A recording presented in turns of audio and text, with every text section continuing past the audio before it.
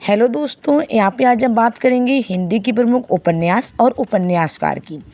तो यहाँ पे हम जानेंगे जो यहाँ पे प्रमुख हिंदी के उपन्यासकार दिए हुए हैं, इनके उपन्यासों को ट्रिक के माध्यम से किस तरह से याद करें ताकि ये हमें आसानी से याद भी हो जाए और हमारा इसमें टाइम भी कम स्पेंड हो, और अगर हमारे एग्जाम्स में ये आए भी तो हमारे ये क्वेश्चन सही जाएँ। यहाँ पे आज हम बात रांगे राघव की करेंगे। रांगे राघव के कई उपन्यास यहाँ पे दिए हुए हैं और जब हम रटने इन्हें बैठेंगे तो काफ़ी मुश्किल भी होगी और हमारा काफ़ी टाइम भी स्पेंड होगा। उम्मीद करते हैं जब हम इस ट्रिक के माध्यम से पढ़ेंगे तो हमें थोड़ी आसानी भी हो और हमारा कम टाइम यूज हो इसमें। जैसे रांगे राघव के कई सारे उपन्यास दिए हुए हैं। सबसे पहले तो यहाँ पे हम जो उपन्यासकार के उपन्यास दिए हुए हैं, इनकी जो सनें दी हुई हैं वो हम अच्छे से पढ़ेंगे। इसके बाद इसकी हम ट्रिक को पढ़ेंगे तो हमें आसानी से समझ में आएंगे, क्योंकि अगर हम डायरेक्टली ट्रिक को पढ़ेंगे तो हमें समझ में एकदम से नहीं आएगा। तो चलिए पहले हम उपन्यासों को पढ़ते हैं, उसके बाद इसकी हम ट्रिक जानते हैं किस तरह से हमें इन्हें याद करना है। चलिए हम बात करते हैं रांगे राघव की। तो रांगे राघव के प्रमुख उपन्यास कौन से हैं? नंबर 1 इनका है घरौंदे, जो 1946 ईस्वी में लिखा गया था। तो इसके सन को हम कैसे याद रख सकते हैं? जैसे 1946 में क्या हुआ था, हमारे संविधान सभा की पहली बैठक 1946 में ही हुई थी। 9 दिसंबर 1946 को संविधान सभा की पहली बैठक हुई थी और उसी सन में रांगे राघव ने घरौंदे लिखा था। तो इस तरह से हमें याद रहेगा। नेक्स्ट हमारा आता है विषाद मठ, ये भी 1946 में ही लिखा गया था। दोनों की सनें सेम ही है। फिर मुर्दे का टीला, ये 1948 में लिखा गया। चीवर 1951, सीधा साधा रास्ता 1951, हुजूर 1951। 3 रचनाएं सेम ही डेट में हैं। आप लोग इसे याद रखोगे, इनकी जो सन है वो सेम ही है, चीवर, सीधा साधा रास्ता और हुजूर। नेक्स्ट आता अंधेरे के जुगनू, ये 1953 में लिखी गई। उबाल 1954, बोलते खंडर 1955, कब तक पुकारूं 1957। तो कब तक पुकारूं कब लिखी गई थी? 1957 में। आप एक शताब्दी पीछे जाओगे 1857 में। 1857 में क्या हुआ था? हमारे देश आज़ादी की पहली लड़ाई लड़ी गई थी। कब लड़ी गई थी? 1857 में। तो इस तरह से ये सन हमें याद रहेगी। नेक्स्ट हमारा आता है बौने और घायल फूल, ये कब हुआ था? ये भी 1957 में। ये दोनों की डेट सेम ही है, कब तक पुकारूं, बौने और घायल फूल की। नेक्स्ट आता है पक्षी और आकाश, ये भी 1957 में ही लिखी गई। जब आवेगी काली घटा, ये 1958 में।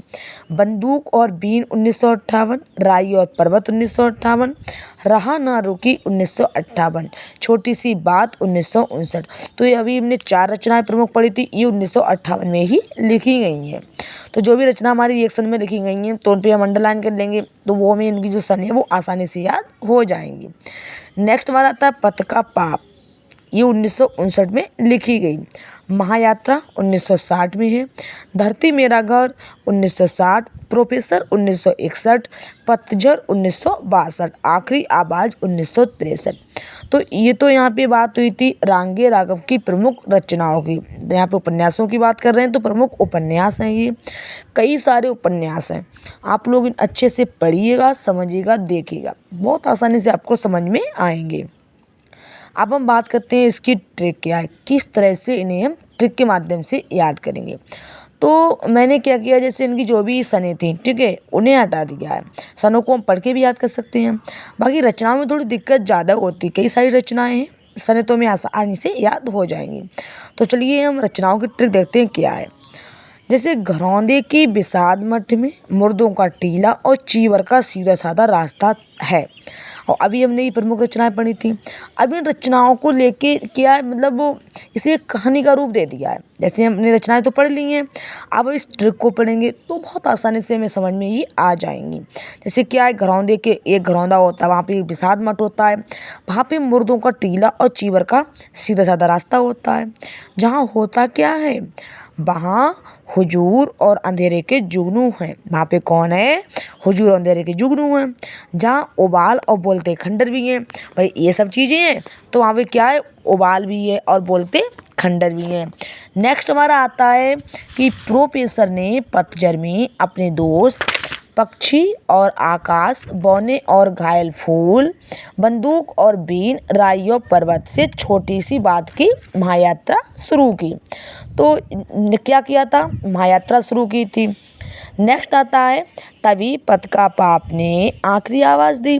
वहाँ पत का पाप भी आ जाता है और वो आखिरी आवाज़ देता है। फिर छोटी सी बात, धरती मेरा घर है। ठीक है, वो कहते हैं भाई छोटी सी बात है, धरती मेरा घर है। और अब कब तक पुकारूं? भाई बताइए, मैं इतनी देर से आवाज़ दे रहा हूँ, आप लोगों को मैंने इन्फॉर्मेशन भी करवाई, मतलब इसके थोड़ा सेंस लगा लेंगे जिससे हमें ईजिली ये समझ में आ जाएगा। अब बताइए मैं आपको कब तक पुकारूं? लेकिन रहा ना रुकी। भाई आप समझ रहे थे कि मैं नहीं आऊँगा तो रुक जाएंगे आप लोग, या राह आपकी रुक जाएगी, ऐसा नहीं है। अब जब आ गई काली घटा तब हम देखेंगे। तो इस तरह से अभी हमने जो रांगे राघव की प्रमुख उपन्यास पढ़े थे, ये उनकी ट्रिक थी। तो जो भी अंडरलाइन की हुई रचनाएं हैं, ये इनकी प्रमुख रचनाएं हैं। आप लोग पूरी वीडियोज को अच्छे से देखिएगा, समझिएगा। उम्मीद करते हैं आपको इससे लाभ हो और आपको आसानी से ये समझ में भी आए। अगर हमारी ट्रिक आप लोगों को पसंद आए तो मुझे कमेंट सेक्शन में कमेंट करके अवश्य बताइएगा कि हमारी ट्रिक आप लोगों को कैसी लगी। आप लोग पूरी वीडियोज़ को अच्छे से देखिएगा, समझिएगा। उम्मीद करते हैं इससे आपको लाभ होगा। और अगर हमारी वीडियोज़ आप सभी को पसंद आए तो उसे लाइक, सब्सक्राइब और शेयर करिएगा।